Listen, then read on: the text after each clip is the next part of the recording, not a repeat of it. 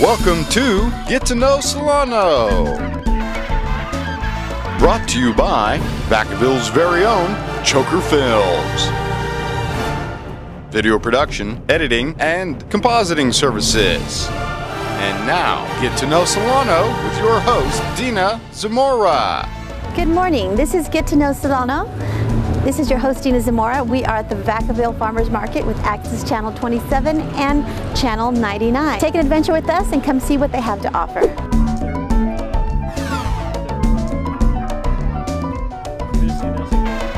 Hi, we're with Oscar this morning at his amazing fruit stand. His blueberries caught my eye. Can you tell us something about your produce this morning? Sure. We got here around 5:30 this morning. Pretty much. We have white peaches, we have plums, we got oranges, we got kata oranges. So pretty much the season's coming in, so as the season comes in, we're gonna have more produce and more selection. And also, can you tell us where your fruit comes from? Fresno. Very nice. Yeah, Tulare, Fresno. Pretty much we leave the farm around 2:30, 3 o'clock in this morning. So it takes us about 5 hours, 6 hours to get down here real quick. And yeah. I used to live in Fresno, actually. Did you? Fresno has amazing weather for fruit, so this must be extra sweet. Sure is. Yeah, when you come down here, so anything you see, just ask me and we'll pretty much give you a little bit of try, and if you like it, and pretty much that's everything, where everything starts from. Oscar, are you here every Saturday? Every Saturday until October 21st, I believe is that last day, until the next year. So you make your trek beginning what month? The first day of this market? Yes. It's May 4th, I believe. May 4th all the way to October, and you wake up at 5:30 in the morning every Saturday just so we can have your delicious fruit. Yes, I get here around 5:30, and by 8 o'clock is the perfect time for anybody to show up, and pretty much from 8 to 12. And what is the name of your farm? It's Ramon Rojas. Ramon Rojas Farm. Well, we are very grateful to you to travel so far and get up so early so that we can enjoy your fruit. Thank you, Oscar. Thank you.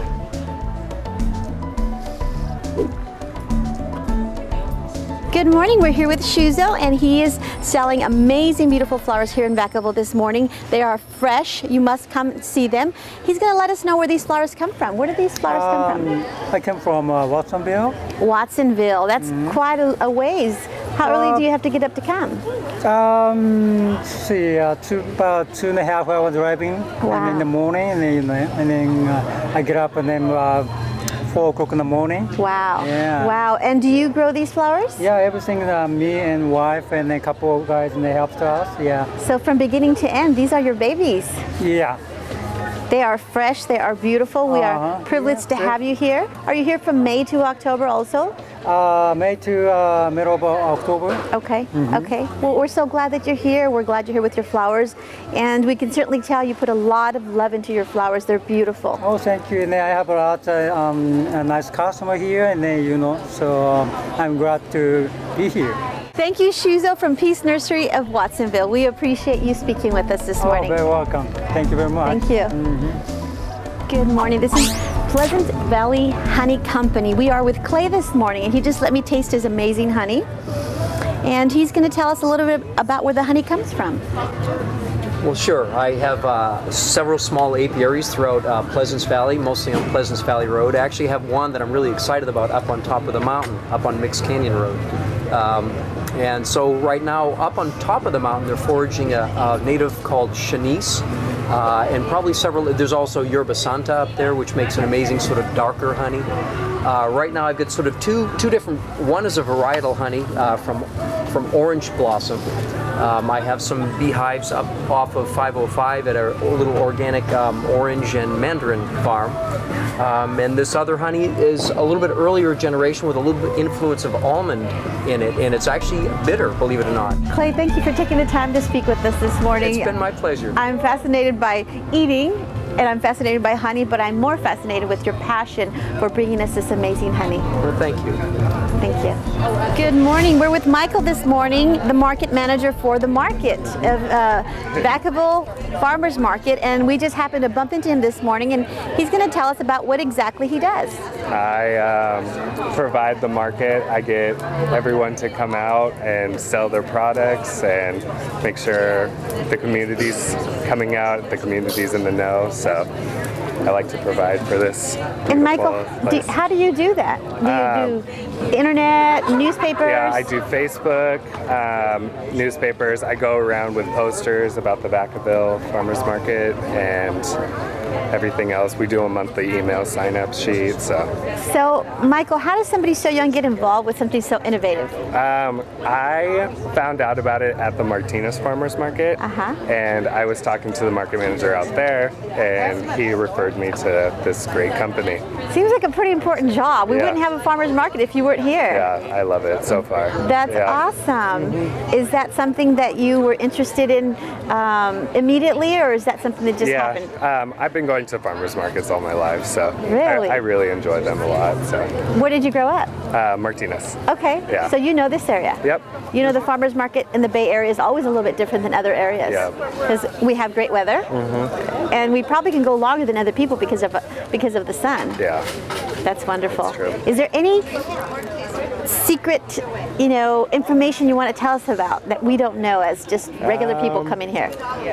Great tip would be if you're having any questions about the produce, feel free to just ask the farmer. It's because it's their product, they grow it, they know it. So how do you get people to come from so far away? We had some people from Watsonville, from Fresno. How do you get them to come so far?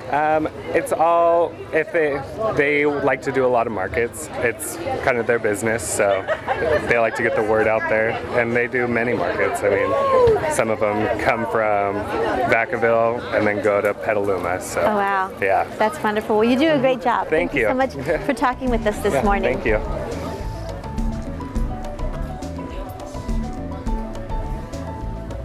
We are with Sun Soaked Soap Company, and we are with Lucy this morning. She wants to tell us a little bit about her products. So I make handmade soaps. Here they are right here. And I make them with a base of olive oil, coconut oil, palm oil, some with shea butter, cocoa butter, all natural good for you ingredients. How did you begin doing this? I found out from a doctor that I was allergic to products that they put in soap that's sold in the store, and so I started making my own, and then I loved the creative aspect of it. I loved the color and the scent and all the different things that I could do with soap, and I loved that people could use it every day and enjoy it. And so Lucy, it's got to be complicated. I mean, it's almost like a chemist. You have to know what to mix, what not to mix, what hurts skin and what doesn't hurt skin, because you're so sensitive, and your clients are sensitive. How did you learn? How did you research? And how did you figure out what worked for you and what didn't?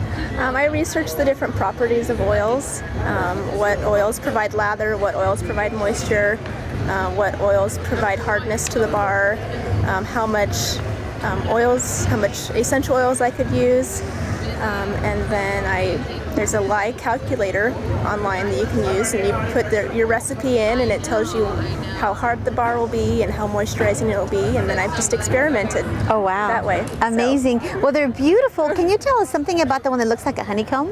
Yeah. So this one right here, I make it in a slab mold, and I actually use bubble wrap to make the honeycomb look. And it's made with honey and goat milk, and it has clove and orange essential oils in it. Lucy, can you tell us a little bit about the history of specialized soaps like this? Like I could imagine in the days of Cleopatra and the days of past, the kings and queens had specific soap that they used because they also had sensitive skin and they wanted to take care of their skin, and they were royalty. I can imagine this soap is of that quality.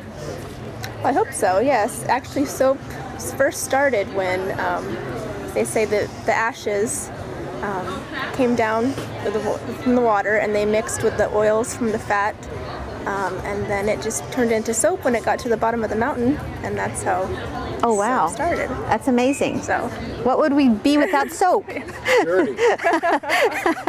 Thank God for soap and thank God for Lucy.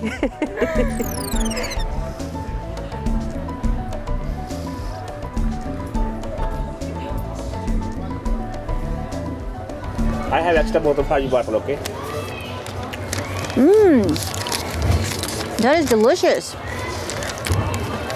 This one try. That is amazing. The pumpkin bread with the sweet jalapeno here. And the cream cheese. Is this gonna burn my mouth? No. It's I don't less- eat hot food. It's I'm less missing a spicy than G. the cilantro. The cilantro one was amazing, Yeah. man.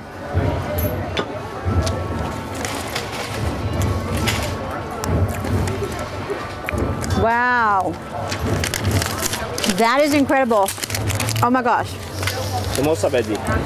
You know, the cameraman never eats. Yes. You want me to- breakfast today, okay? You want me to feed you this piece? You want me to feed you this piece because I'm trying to get my I'll try it. I'm trying to get my my mouth to clean, you know, to be cleansed. That is amazing. Wow. Isn't that amazing? Yeah. That's got some flavor. We are here with Harimanda, and his business name is Suki. He has a variety of Indian food, and he just let us sample about 4 or 5 different things.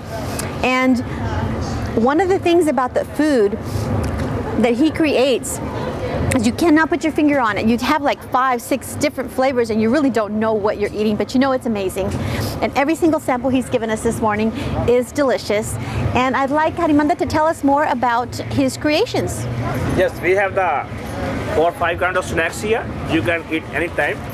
It's a lentil, something on the salad on the rice. And we have different kind of curry sauces here. You can make it home. We are self-serving for the 5 people. Just put water and cream. We have the bindalu, we have the plastic curry, korma, madras, tandoori marinade. And we have something spicy here. You can make rice like cauliflower, potato, and cabbage. And we have the different kind of chutney here. You can share with any meal, any breakfast. So Sandwiches. one of the things that really impresses me about Suki's products, Mr. Harimanda, is that you don't have to be an expert. He's saying that you can mix this with water and you can just make some rice and put this over water with your vegetables or your meat. And so really, if you take one of these packets home and you make it at home, your family's gonna think you're a genius. And really, Mr. Harimanda is the genius, but you don't have to tell them.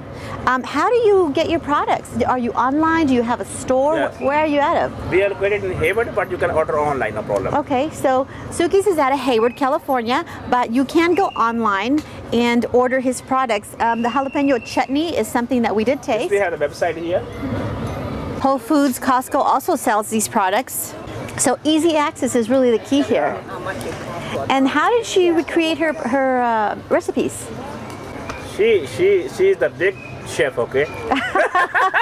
She has a lot of experience. Is she a live chef or is she a chef? She is maybe the live chef. She started in the jungle time, okay? That's wonderful. How did you get involved with this company? My friend told me he worked this company last 10 years. He gave me offer, then we start there. Very nice, very nice. Well, how did you end up in Vacaville? Oh, I come first time here. Today is your first time? No, this market first time Okay. for me. But I come down. Today we have 4 weeks. Okay, okay. So, is there anything special you want to tell us about any of your recipes? Yes, we have a lot of people like the pumpkin bread with the sweet jalapeno here, and this combo is very good. Okay. You combine this one, and the pumpkin bread here. This is the real combo. I'll give this back to you, and I'll give this back to you. So another snack that we can try is the pumpkin bread. It's already made. Again, you can get it at Whole Foods, you can get it at Costco, you can get it online. And this combo together. The combination, which is what we tasted a little bit earlier. We tasted different layers, and this dip here, which has what in it? What does the dip have in it? Sour cream, yogurt, cucumber, and mint, garlic. Okay, so there's a lot of flavors in here: sour cream, yogurt, garlic, some other things in here, and some mint. And then you put it together with the jalapeno chutney. So this is how you get your layers: the pumpkin in here, the sour cream in here, the garlic, the jalapeno chutney. There is no boundaries to what you can create with gourmet Indian foods. I'm really happy that you're out here. Yeah. We appreciate you, and we're glad that we tasted all your amazing food. And we liked it all. There was nothing we didn't like. Thank you.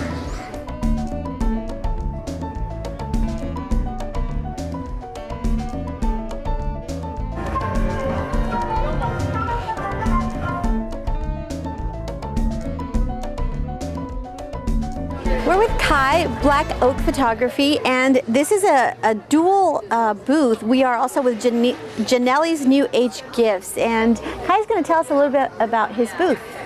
So this is my photography, and this is my wife Janelle's jewelry. How did you get involved with doing such unique photography? I just picked up a camera, took a class, and just fell in love with it, and just went from there. Can you show us your favorite piece? This is in Winners. This is off 113 by Lake Solano. Oh wow. How did you get the clouds to look like fire? It's a process called HDR, stands for High Dynamic Range. You combine 3 pictures into 1. Amazing. When did you start doing this? 2 years ago. Wow. Are you already this good? I guess. That's what you call it. So Kai, do you think that some people are just born to be photographers and have an eye for it? Probably. I'd imagine so. I mean, I think it's some people can pick it up or someone needs to go to class. I mean, I took 1 class and that's it. Just to do it for fun. You bet. And this is all I just do on the side. I work full time. It's really unique. And everyone has its own class. That's like 2 little anchors there. Is that right? Gorgeous. Thank you. Thank you. Thank you.